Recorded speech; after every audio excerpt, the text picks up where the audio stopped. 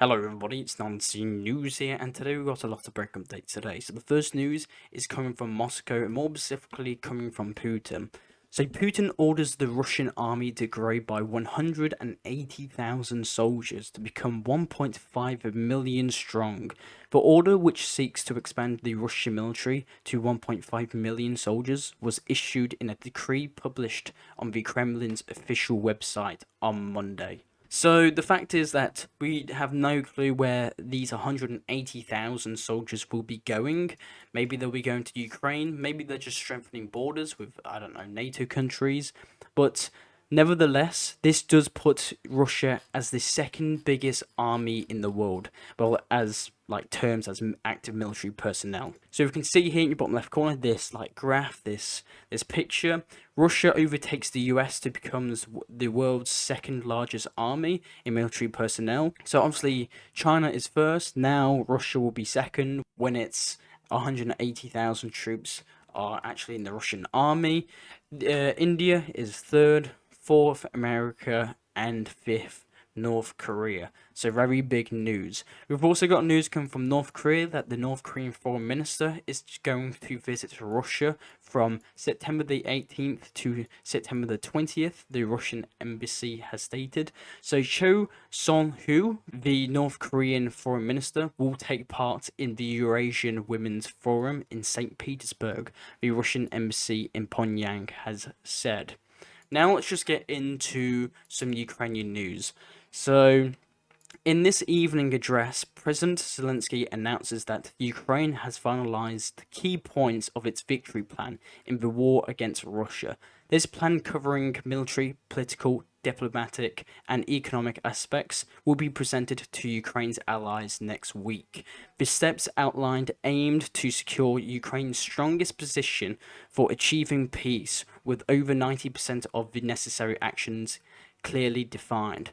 So this victory plan is about 90% finished, and now we've got news that it won't just be presenting Ukraine's victory plan to just America. Now it's to its allies, so maybe Germany, France, the United Kingdom, Poland, some big European nations. So very interesting news, and I'll keep you updated on that.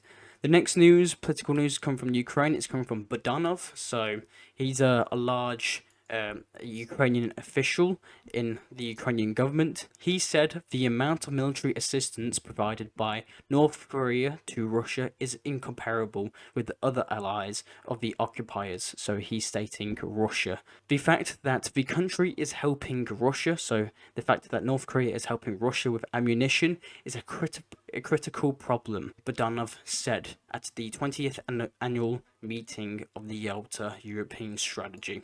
So, very interesting. We've also gotten a huge list of Ukrainian aid packages will be going to Ukraine. So, just from Germany, we're going to start with Ukraine will receive 6. I'll put the word at the bottom left corner here. It's Panzerhaubitze or something, 2,000 self-propelled howitzers from Germany in the next 2 months. So Ukraine will be receiving 6 of these self-propelled howitzers from Germany in the next 2 months. We've also got some news come from Italy that Italy will deliver a second SMPT anti-aircraft battery to Ukraine to help protect its population, according to the Italian Ministry of Foreign Affairs. We've also got news coming from some Ukrainian and American meetings that Ukraine is negotiating on the acquisition of 12 US-made Bell AH-1Z's Viper attack helicopters. The helicopters were originally ordered by Pakistan, but then later they were planned to be sold to Slovakia. So it seems that Ukraine has now taken an interest not in F-16s now. The new objective is helicopters, which I thought would be one of the first things they wanted, because in this war, I don't know much about this war, but I do know the Russians have been using the Ka-52 alligator helicopter, and it has been pretty effective on the battlefield. So I was very surprised when Ukraine didn't kind of show a big interest in US helicopters. So Ukraine is now negotiating 12 US AHIZ Viper attack helicopters. But again, this is the same thing that will have to deal with the F-16s. They will have to get trained pilots, which will take quite a long time. We've also got some news coming from Denmark. So by the end of this year, Denmark will deliver another batch of F-16 fighter jets to Ukraine, the country's defense minister said. So the quantity and the exact delivery dates are not disclosed for security reasons, apparently, but we don't know how many F-16s they're going to be sent or when, but by the end of this year, Ukraine will expect at least more than one F-16. We've also got news that the United States, following the talks between Biden and the British Prime Minister in Washington, are still not ready to announce the lifting of restrictions on the Ukrainian armed forces strikes deep into Russia with long-range weapons, the State Department said. And the last news, kind of coming from Ukraine, is coming from Mariupol. So, according to the Wall Street Journal, I'm going to be quoting what they say. So, they said that Russia has sold stolen grain from the occupied territories of Ukraine for almost $1 billion, the Wall Street Journal reports. The publication reports that this business has a large network of customers.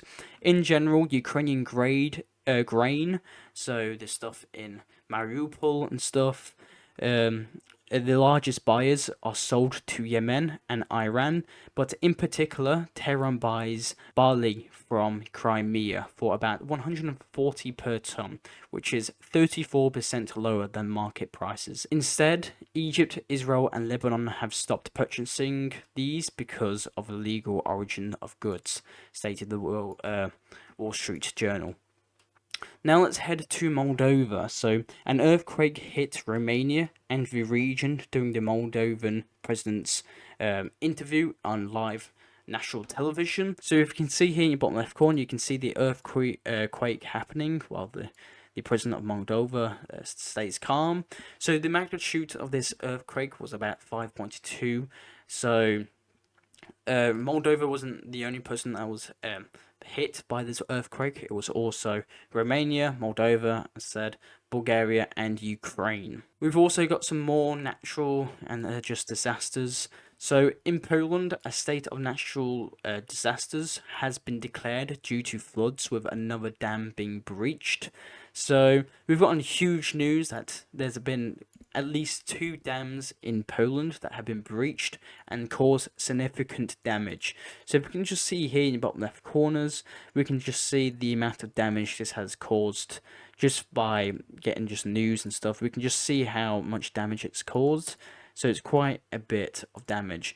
And if we can see here in the bottom left corner, we can see actually one of the dams that were apparently kind of destroyed at the bottom part of Poland. We can see this dam here. We can see the helicopter flying over it, causing mass devastation on the other side. So the reason of it being kind of destroyed or collapsed is not actually public yet. Maybe it was just old, I don't know, but I'll keep you updated on that. Now let's head to Germany/Kazakhstan.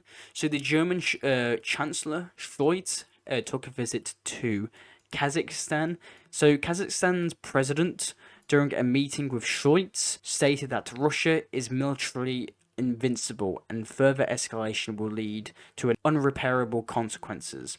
So he stated, the Kazakhstan president stated that a good chance for a ceasefire was missed with the refusal to sign the Istanbul agreements, but the opportunity to achieve peace still exists. So, very interesting news coming from the Kazakhstan president. The German Chancellor, after the meeting, the German Chancellor believes that it is necessary to study the possibilities of launching a peace process in Ukraine. He also stressed that Germany will continue to support Kiev, but he does want to end this war. So, very interesting news. We've also got news coming from the British and Italian Prime Ministers. So, the Prime Ministers of Great Britain and Italy will discuss Ukraine's long-range strikes on Russian territory. So, the British Prime Minister Keir Starmer and the Italian Prime Minister Meloni had a visit in Italy, and they both apparently are talking about potential lifting of long-range weapons on the territory of Russia. Now let's go into some European Union and some protests in Belgium, in Brussels, to be more exact. So there's been mass protests in Belgium. Thousands of demonstrators are now protesting in Brussels against the planned closure of the Audi plants, as well as other automotive enterprises in Belgium and other EU countries.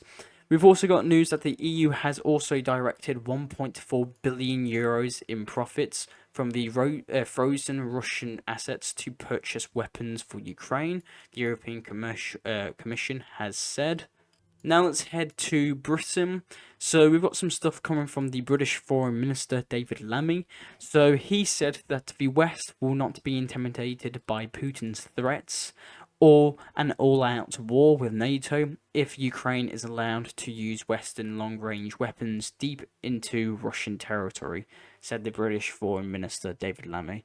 So, it's getting now. It's actually starting to get pretty concerning now, because just from this statement from David Lammy, the Foreign Minister, he said that we don't believe the threats of Putin. If Russia is a nuclear power, and it's just a bit concerning. But now let's go to some news coming from Portugal. We've got some news coming from Portugal, and Portugal seeks the EU assistance as wildfires spread to residential areas. Portugal is grappling with widespread wildfires, as nearly 1,600 firefighters were deployed to fight fires across 20 different areas of Portugal on Monday. The country is battling high temperatures and strong winds that are fueling the blaze. So we can see here in bottom left corner, we can see these fires. We can see these huge fires that are apparently now spreading to residential areas. Now Portugal is asking for help to the EU, and I'll keep you updated if the EU responds. Now let's head to Niger. So the US, apparently we've got some news that the US completes troops withdrawal from Niger. So apparently there are no more US troops in Niger. So Niger sources are stating. So I'll keep you updated on that, but that's all the news I've got from Niger. Now let's head to Yemen. So Yemeni armed forces, or Houthis, showed us the footage of a new hypersonic missile called Palestine 2. So, which fired at military targets near Tel Aviv. So, if we remember in yesterday's attack, we talked about how Yemeni Yemeni missiles hit this city in central Israel. So now we've actually gotten footage of Yemen's the type of missile that did it. So we can see here in bottom left corner, we can see this is the missile. So this is classed as a hypersonic missile. The range is about 2,150 kilometers. The missile is set to have stealth capabilities and reaches speeds up to Mach 16 and very highly maneuverable, surpassing the capabilities of the world's most advanced air defense systems, including the Iron Dome. So this was stated by the Houthi forces. So very interesting news. We've also got news coming from Iran that the president of Iran said that Tehran did not provide these hypersonic missiles, these hypersonic weapons to Yemen. And the last news coming from Yemen is that the Yemeni forces have managed to shoot down the 10th MQ-9 Reaper American drone. So we've actually got the footage of this. We can see here the moment when the MQ-9 Reaper was shot down by Yemeni forces. So if we can see here in the bottom left corner, we can just see it hitting the American drone. So this marks the 10th shooting down of the MQ-9 Reaper drone. Now let's head to Israel. So we've got some news coming from the Israeli General Gundin. According to Israeli reports, these are not confirmed yet, but apparently the Israeli General Gordon reportedly is advocating for pushing for an invasion of southern Lebanon. Lebanese media are claiming that the South Lebanese civilian population are fleeing amid rumors of an Israeli invasion. So we'll see what happens here. But upon this, we've also got news that additional tanks from the Israeli armed forces are being deployed at the northern border with Lebanon. So we can see here these tanks. These are apparently going to the northern border to Lebanon. So I'll keep you updated on that. We've also got some news that, according to multiple Syrian channels, that the Syrian army is undergoing a joint Russian-Syrian rebel training exercise to repel attacks in the Golan Heights. So apparently we've got some Russian-Syrian exercises in this region here. So we can see here, we can see the Russian flag. This might be a Russian tank, like T-64 or something. So very interesting news. We've also got news that Sergei Shoigu, the Russian official that actually met Kim Jong-un a couple of days ago and has now been seen in Syria. So the president of Syria, Assad, discussed regional and global securities issues with Shoigu in Damascus, according to the Syrian leader's office. So that's all the news we've actually gotten from that meeting. So Shoigu is definitely keeping these information of these meetings very low. So all we know really is that Syria is discussing talks with Russia. We've also gotten talks that Sirski's plane is now heading to Iran. So Sergei Shoigu's plane has apparently landed in Iran on an unannounced visit after his trip to Damascus, Syria. So he will be spending the night in Tehran, attending important meetings all throughout tomorrow, sources are stating. So Suzuki has now landed in Iran and will be obviously probably holding talks with the president of Iran. And we've also got news coming from the Armenian Prime Minister. Apparently he has visited Georgia, where he met with, I'm pretty sure he's the Georgian president, not the Prime Minister, I think. But he stated on X that we are very grateful to the Armenian Prime Minister for visiting Georgia with his team. We covered cooperation in all areas of mutual interests. We discussed trade and the economy, the importance of regional cooperation, and a future action plan for further deepening our partnership. I am confident that in the years to come, our centuries-old brotherly relations will continue to deepen and evolve as we work towards building a peace and stability in the region. So, very interesting news coming from Georgia. We've also got news coming from Vietnam that Vietnam faces $1.6 billion of damage due to the Typhoon Hagee incident. So the national economy is expected to shrink in Vietnam by 0.35% this quarter, according to the Minister of Planning and Investment. As total of these casualties, when talking about the Typhoon Hagee, the total casualties are either dead or still missing, has reached 350 on Monday. Australia, the US, Japan, Switzerland, and South Korea have all pledged support to Vietnam, while India, we talked about yesterday, India, New Zealand, and Japan have already sent aid packages to help it recover from the devastating landslide and flooding. We've also got some news from China that on mainland China in Shanghai, social media has reported that the strongest typhoon since 1949 has hit Shanghai today. So we'll get more about this typhoon a bit later. But as we clearly state, there's been a lot of natural disasters today. We've also got news that the Chinese Coast Guard ships have arrived in Vladivostok, so the port in Vladivostok in Russia. So two Chinese Coast Guard ships arrived, and they were greeted quite warmly, if you can see here in bottom left corner. So very interesting development, and I'll keep you updated on that. So we've got a little bit more news about the shooting of Donald Trump. So if we remember, there's been a second assassination attempt. So if we see this footage here, we can see the moment when Ryan Wesley Ruth the suspect in the assassination attempt on Donald Trump was arrested in Florida. So we can see here in bottom left corner, we can see him getting arrested. So a lot of people now have done a lot of research in his like Twitter, his Facebook accounts. So apparently, Ryan Ruth has been a big advocate for Ukraine. He even apparently appeared on this ad here, so it's not really an ad, but it's a video of the Azov battalion, I'm pretty sure. But if we can see here in the bottom left corner, we can actually see him appear in the video in Ukraine.